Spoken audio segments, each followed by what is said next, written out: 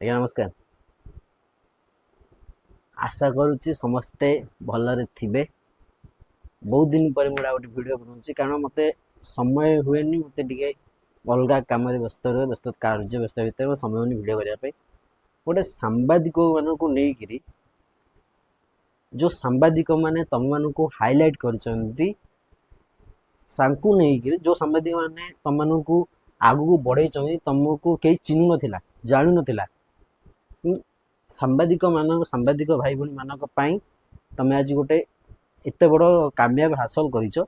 ତାଙ୍କୁ ତମେ ଚାରିଣି ଆଠିଣି କ'ଣ କହୁଛ?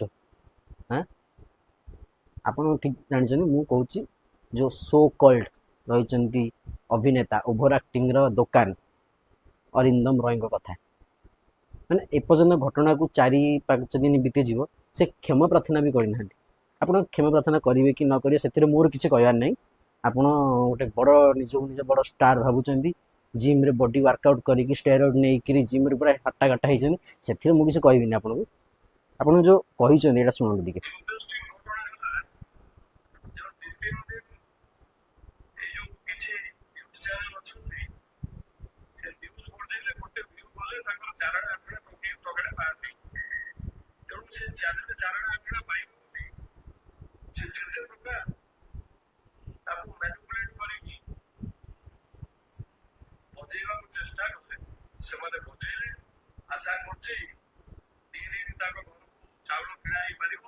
ଆଚ୍ଛା,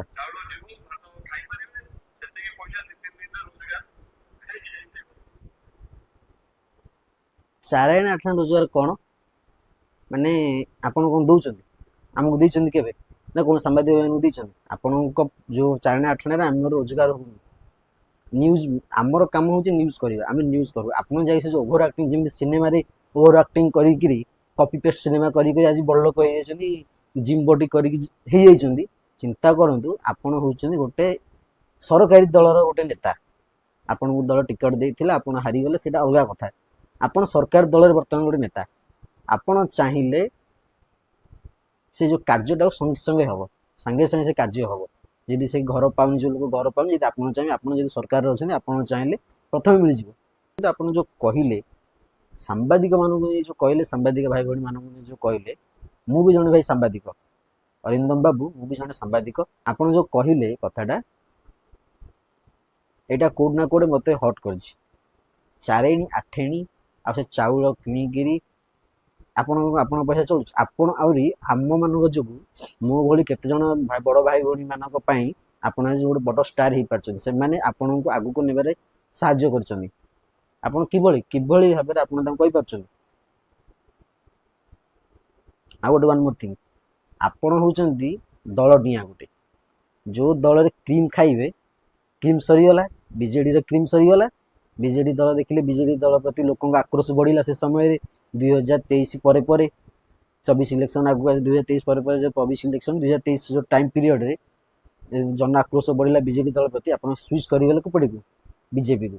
ତ ଦେଖିବେ, ଯଦି ବିଜେପିରେ ଦଳ ଆକ୍ରୋଶ ବଢ଼ିବ, ଜନ ଆକ୍ରୋଶ ବିଜେପିକୁ ନେଇକି, ସେଠି ଆପଣ ଯେଉଁ ଭାବୁନାହାନ୍ତି କି ଆପଣ ଯେଠି ଯାଇକିରି ଆଉ ଥରେ ଦଳରେ ରହିକିରି ବିଜେପିରେ ରହିକିରି ଆପଣ ନାଁ କମେଇ ଦେବେ। ବିଜେଡି ଯାହା ନାଁ କମେଇକି ଗଲେ, ଭାବୁଛନ୍ତି କି ବିଜେପିରେ ମୁଁ ନାଁ କମେଇ ଦେବି, ସେ ଭ୍ରାନ୍ତ ଧାରଣାରେ ରୁହନ୍ତୁ ନାହିଁ। ବିଜେପି ହେଉଛି ଗୋଟେ କ୍ୟାଡର ବେସ୍ ପାର୍ଟି।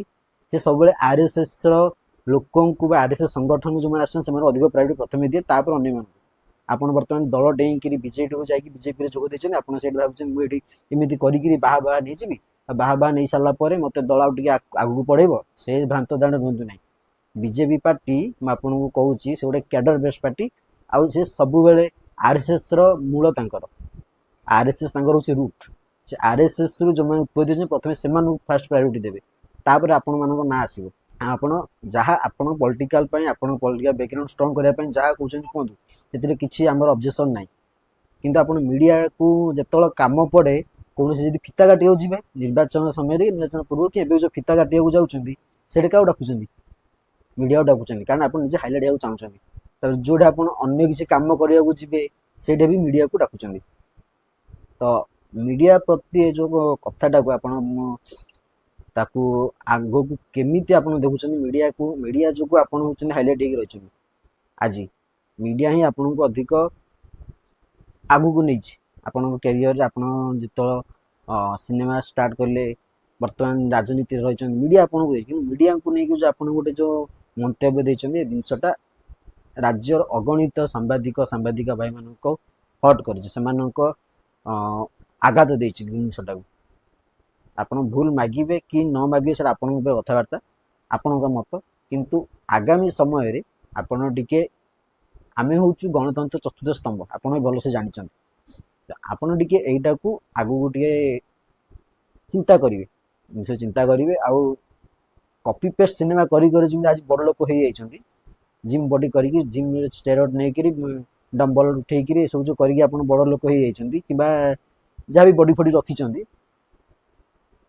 କେବେ ବି ଫର୍ଦର କେବେ ବି ସାମ୍ବାଦିକା ଭାଇମାନଙ୍କୁ, ମୋ ବଡ଼ ଭାଇ ମୋ ସାନ ଭାଇମାନଙ୍କୁ କେବେ ବି ଆପଣ କିଛି କହିବେନି।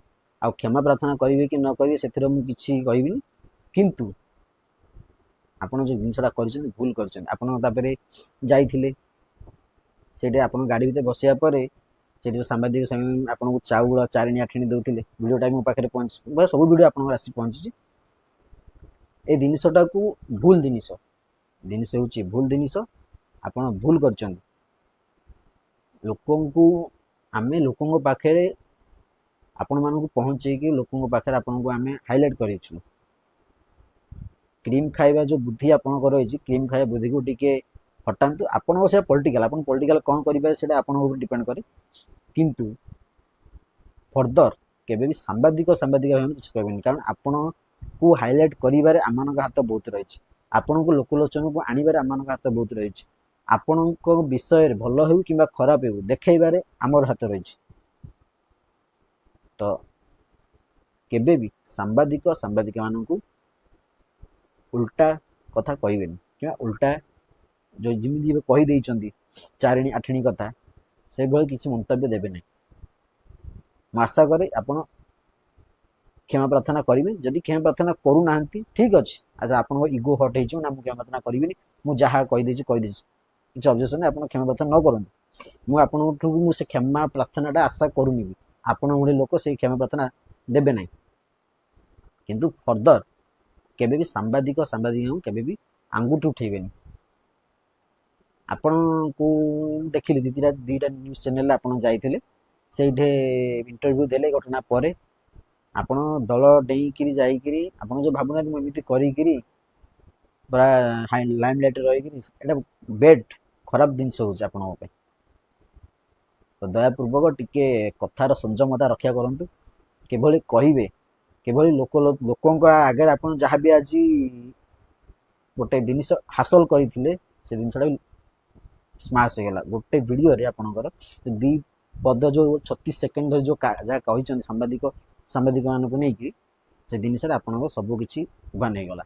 ଆଉ ଫର୍ଦର ମୋର ପ୍ରିୟର ସାମ୍ବାଦିକା ଭାଇ ଭଉଣୀମାନଙ୍କୁ କହୁଛି, ଅରିନ୍ଦମ ରୟଙ୍କର କୌଣସି ବି ଇଭେଣ୍ଟକୁ ଆପଣମାନେ ଯିବେନି, କିମ୍ବା ସେ ଇଭେଣ୍ଟକୁ କେବେ ବି କଭର କରିବେନି, କି ତାଙ୍କୁ ଲାଇମଲାଇଟକୁ ଆଣିବା ନାହିଁ। ମୁଁ ତ କେବେ ଆଣିବିନି। ମୋ ଚ୍ୟାନେଲ ରହିଛି ଭାରତ ଖବର ଓଡ଼ିଆ, ତାର ଓଡ଼ିଆ ଅଛି, ହିନ୍ଦୀ ଅଛି, ଇଂଲିଶ ଅଛି, କିନ୍ତୁ ଓଡ଼ିଆଟା ଏ ବର୍ତ୍ତମାନ ଭଲରେ ଚାଲିଛି। ମୁଁ କେବେ ବି ଅରିନ୍ଦମ ରୟଙ୍କର କୌଣସି ବି ସେ ପଲିଟିକାଲ ହଉ କିମ୍ବା ଏଣ୍ଟରଟେନମେଣ୍ଟ କିଛି ବି ପକେଇବି ନାହିଁ ଆଜିଠାରୁ, ଯେଉଁଟା ଆପଣଙ୍କୁ ମୁଁ ହାଇଲାଇଟ୍ କରିବା ପାଇଁ ମୁଁ ଦେବି ନାହିଁ।